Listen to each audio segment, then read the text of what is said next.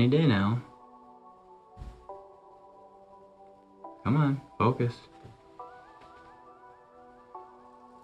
Bring in the focus. Focus right here. Hello. Hey guys, my name's Parish, and today we're going to be jumping into Capture 1 to color correct and color grade an image I shot about 4 years ago.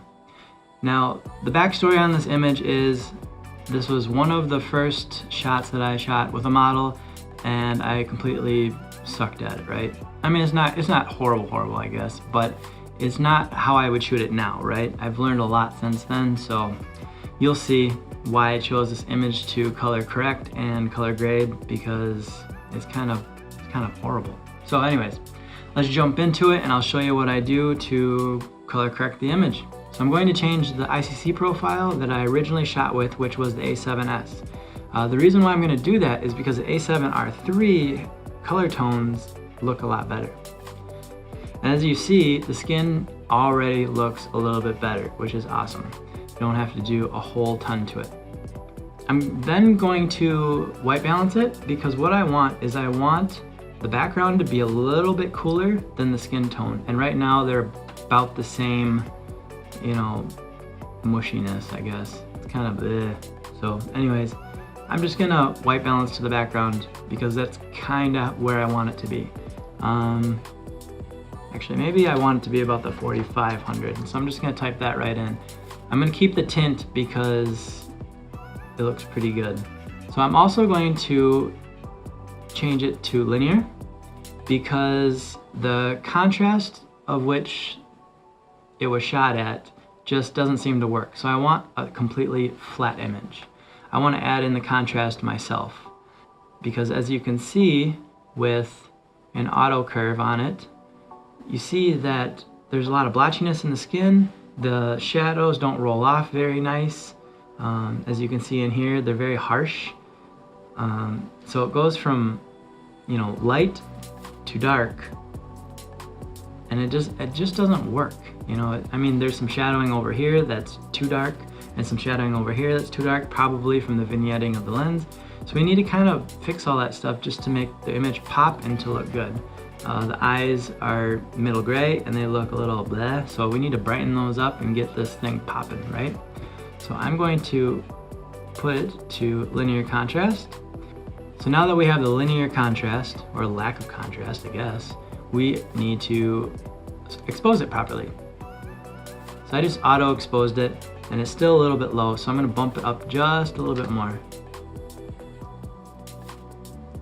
I think I'm liking that right there. Right there looks good. So now that we have that set, I want to set my contrast points right where I need them to be. It looks like somewhere in there.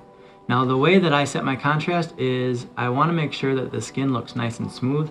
So if it looks blotchy, I want to reduce it. And if it looks too flat, I need to pump it up a little bit. So it looks good right in there. So anyways, I can't decide if I want to lessen the contrast and bring back the contrast later, or if I want to set the contrast and then raise the skin tone later. It's kind of one of those things, like, I don't know which way to go with it, but that looks good to me, and then this looks good to me, kind of flatter. Because what I can do then later is kind of bring in the contrast with clarity with like the edging of the image. So it needs to be just a slightly brighter, just right there. Boom, just like that. So as you can see, it's a brighter image, it's a little bit flatter of an image, and all the colors seem to be setting into the image the way that it should be versus the original way, which was dark and blah, right? So those are my initial adjustments for balancing out images, and now let's kind of tone it back up and then color grade it, and then we'll be done. So to separate her from the wall, we're going to add a new layer. We are going to mask her out, and then we are going to add a little bit of contrast in so that our eyes perceive her to be away from the wall. because our eyes, the way that they work is that the more contrast you have, the closer the image looks. And that goes along with brightness, with warm tones, and with saturation and sharpness. Can't forget the sharpness, which I know this image isn't the sharpest, but believe me, I already know that. But we're here to fix things up, and I'm kind of here to show you how I would fix it up now. Because a lot of times we go to a shoot, we do our shots, and we get home, we're like, crap, I forgot to do this. Or, dang it, you know, I didn't think of the 40 things that you have to think about when you take a good photo, right? So a lot of the times you have to get home and fix things anyways, but try to always do it in camera. If you can't, I got your back. As you can probably see, I have a clamp on her dress, and we did that because the dress didn't fit very well. So no big deal. I just said, hey, we'll hide it or we'll Photoshop it. So now that we outlined her, we can now fill the mask. Hopefully it'll fill all the way. Fill. What am I forgetting? So when you go to fill a mask, you have to connect the mask before you fill it. Otherwise, it won't fill. The mask will spill. There you go. That's better. So as you can tell, it's a really rough mask, which is no problem because Capture One has this awesome refine tool that you can select, and then it will refine your image. And maybe we'll do it one more time. There you go. Not too bad. It's a little bit over, but that's okay. We can always erase stuff too. Let me make my brush a little bit bigger. And this isn't actually that big of a deal to have your mask kind of spill over. It analyzes your image really well, and it fades into the other adjustments pretty well. As long as your adjustments are, you know, subtle enough. Because if you have some major adjustments, obviously you'll be able to tell. So there you are. So now that she is masked out, we probably want to white balance for skin. Ooh, that's a lot. So what did I do? 4,500 here. 56. There you go. So that looks about right. You don't want to do too far off, otherwise it'll look wonky just like it did. So we've masked her out, we've white balanced for her skin and the background, and now it's all separated properly. So now that that has happened, now we can add a little bit of contrast. Whoops, that's exposure. Contrast, there you go. So you can add contrast with contrast slider. You can add contrast with your levels tool. And you can add contrast with your luminance levels and your RGB levels. And obviously that's a little harsh.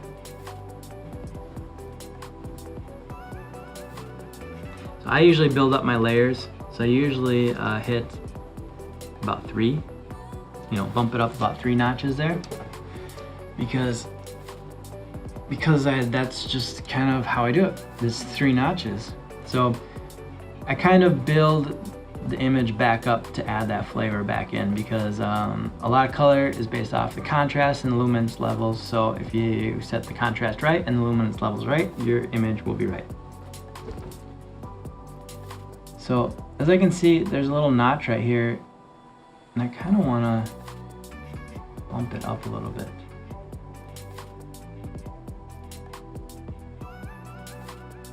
I don't know if that's looking too weird. Maybe right there. So if your adjustments are too strong, you can always bring them down in the opacity here.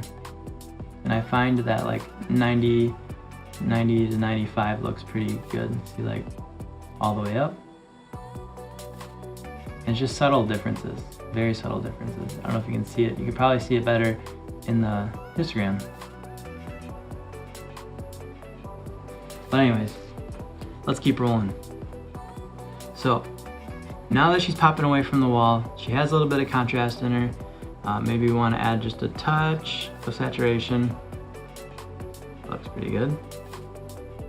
All right, so now that we have our adjustments in there, put a little contrast in her, now I want to fix that dress because I want that dress to be a little bit more on the white side than that warm side that you see there. So what I'm going to do is I'm going to apply another layer, and I'm going to bring in the layer 1, which is the body layer, which I should name. We'll name this body, which is her or subject, and then we will do dress, right?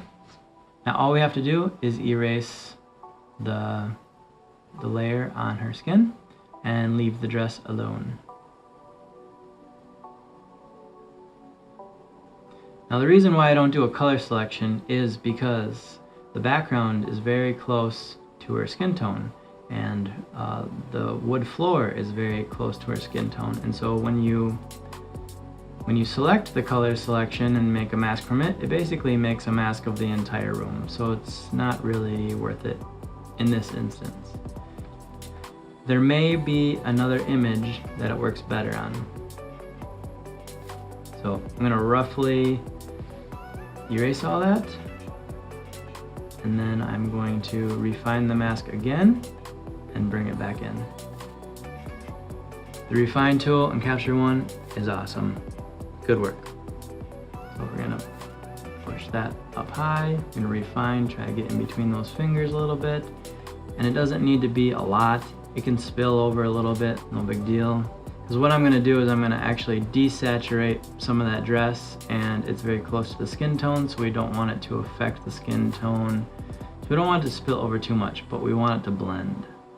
Now we can reduce the contrast, and you can see that it almost reduces the saturation a bit, but we don't want to lose contrast too much. We can also add a little bit of clarity there.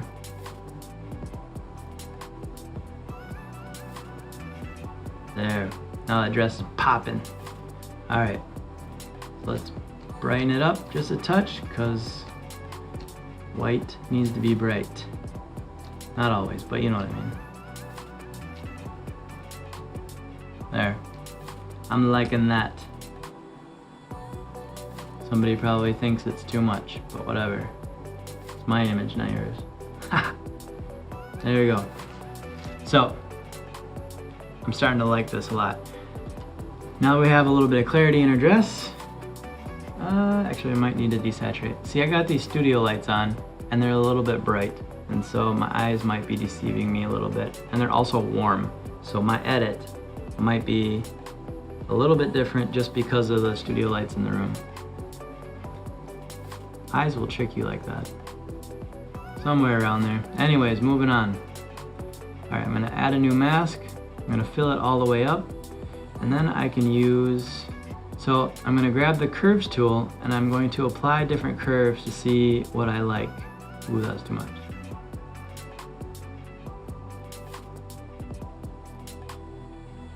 Here's some of the presets Capture One has.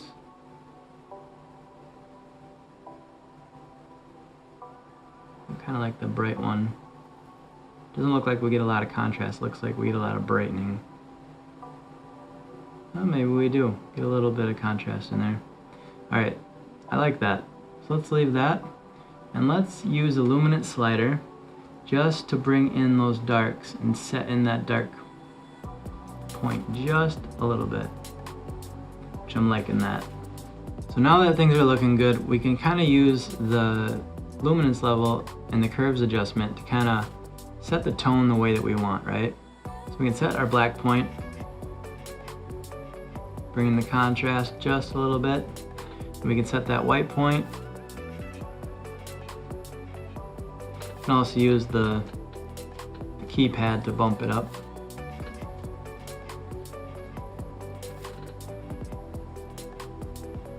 As you can see, every time that we adjust something, we have another issue pop up, right? So as I push that white point up, which made her skin look good, then we have issues in the dress. So that's not looking too bad. So as you can see, we brighten the image, which then we lost the dress. We brought back the dress. Now, because I brought our midtones up, I then lose a little bit of contrast. So what we can do is then use a little bit of structure slider to bring back in some contrast. And the reason why I want to use that structure slider is because I want the edges of the image to come together. You know, I don't want to use clarity because clarity will bring issues out in your skin tone as well. I want to use that clarity slider because the way that it seems to work is that it is kind of like sharpening in a way. You bring in those lines and they kind of crispen like everything up. Crispy, like crispy chicken structure. Does that even make sense? I don't even know. So anyways, it does look a little bit harsh. So if we bring in the structure and get it nice and sharp, which that's looking pretty awesome, we can bring down the contrast to fix the other issues. It's a push and pull relationship. You push one thing, you have to pull another. You pull one thing, you have to push another until you get exactly what you want. So I haven't really set sharpening. I should probably set that.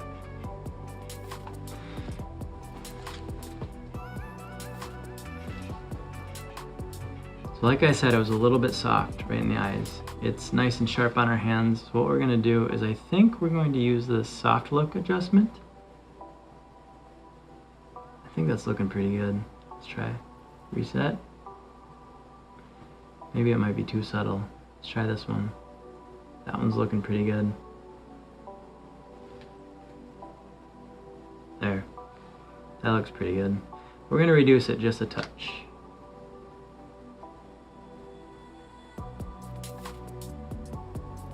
There. I think I like that.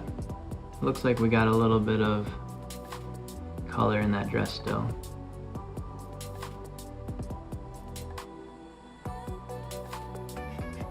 There. I think that's nice and white. Cool. I'm gonna add another layer adjustment here, and I'm going to brighten it just a touch more. It's like I said in the beginning, we want to go high key with this, right? I'm not going to use the exposure slider because if we use the exposure slider, we get a different result,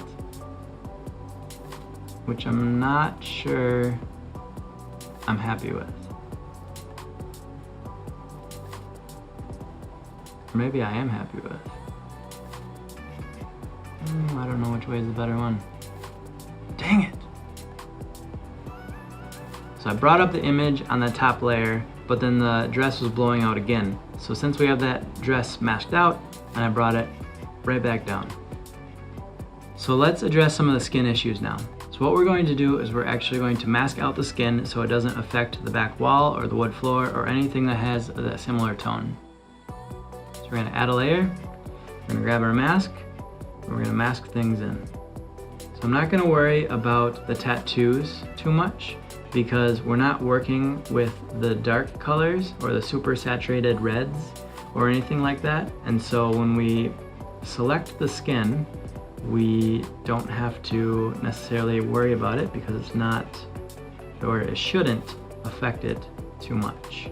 Might a little bit, but we can address that if we see a noticeable difference. I'm also not going to worry about the dress too much because when I make my selection, I am going to select a skin tone that works for the lights and the darks. So when you select the skin tone, what it's going to do is it's going to unify the skin tone, right?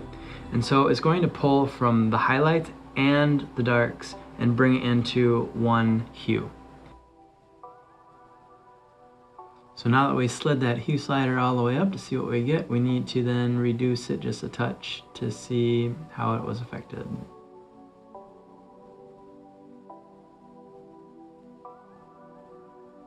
I think I like it right around that 60 mark.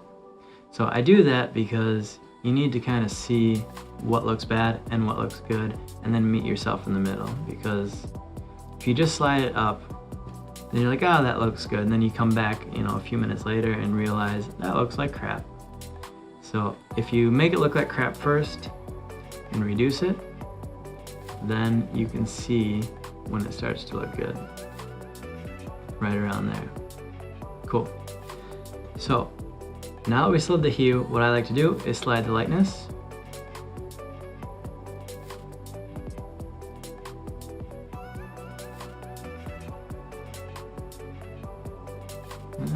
Might be too much.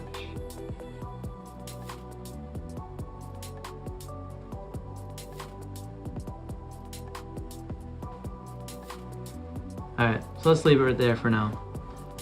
Now let's bring up the saturation just a little bit.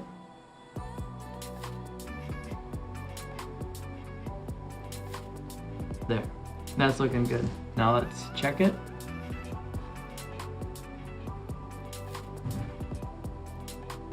Now we might need to bring down the hue a little bit more.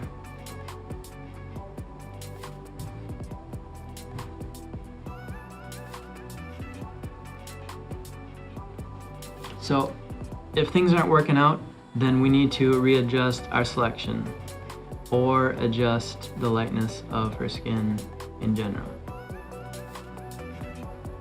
That might be looking a little bit better.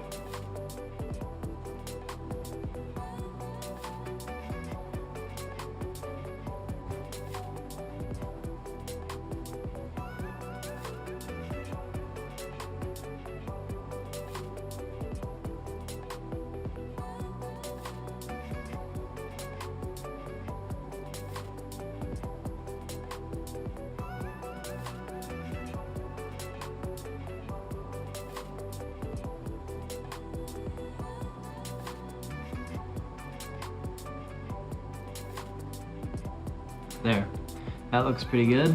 Let's check it again. It looks flat. I don't know why I do that. I always kind of edit things flat. So now that it's nice and flat, it might be a good sign to just add a little bit of color back in.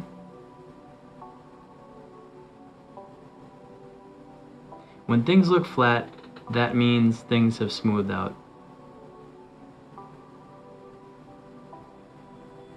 That's not looking too bad there. So we went from that to that. Now we might have to go back.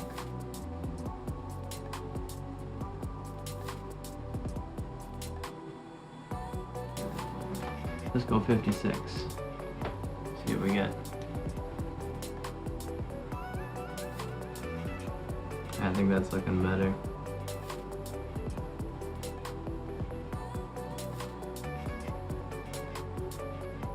And with skin, you want subtle.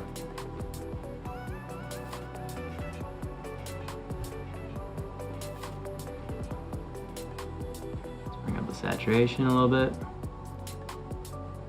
Now the cool thing about Capture One and the saturation is it works a little bit more like a vibrant slider. So when you reduce the saturation, it will reduce the saturation all the way. But if you bring it up, then it actually evens out your saturation tones. So when I bring the slider up, it will not oversaturate certain tones. It will actually, like, you know, it'll bring it up and level them out all at the same time. I don't know, does that make sense? I don't know, let's push it all the way up. Ooh, that looks really bad. Let's bring it down now.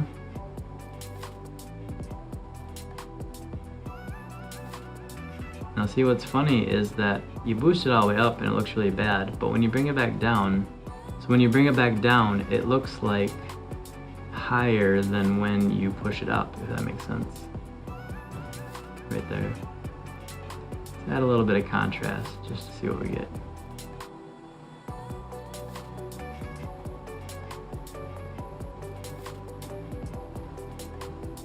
I'm going to reduce the clarity just a little bit in the skin. Hopefully that will smooth it out, and add a little bit of structure. Not looking too bad. So let's retouch kind of the rest of the image, a little bit under the eyes, a little bit in the face, and then probably clean up some of the shadowing, and then we'll be done.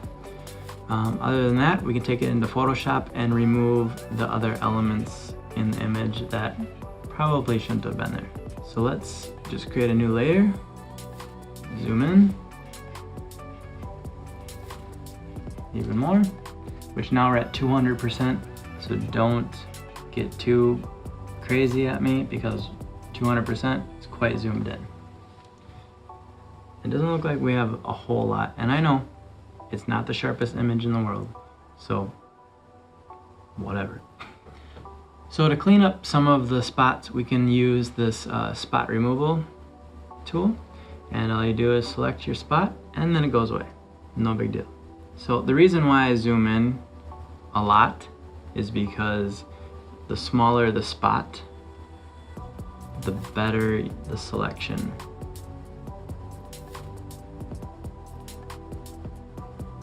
And we probably won't be able to get all of these. Capture One is not a retouching program. We can just use it to clean up some of the spots, but you know, probably want to take it into Photoshop and clean up the rest if need be. But like I said, we are at about 200%, so it may not even be that noticeable. So we'll stop there for now. Doesn't look too shabby. Let's add a little bit of contrast into the lips because we need some. So the look of the eyes look a little too crispy. We may have to take down that structure adjustment that we put on there a little while ago. Let's check that. Oh, didn't take here. Alright, I'm gonna refine it. And we're not gonna refine it that much.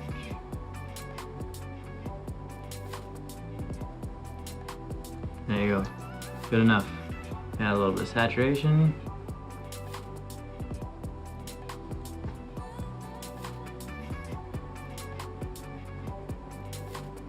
A lot of bit of saturation.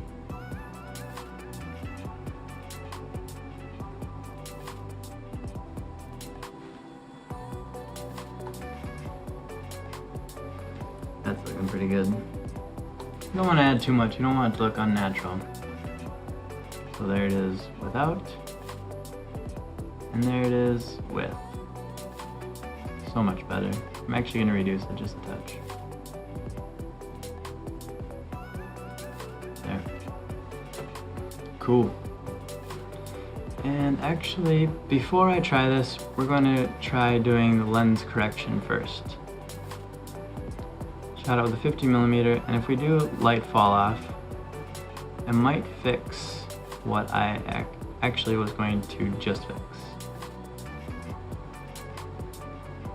That looks pretty good.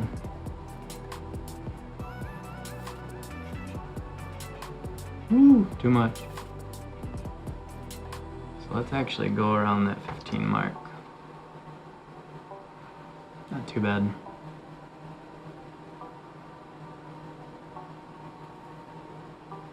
There.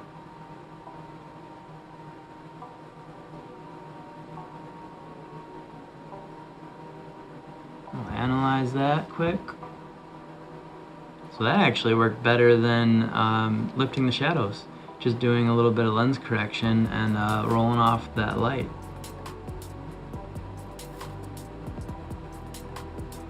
So I'm feeling like that's a pretty crisp image right there.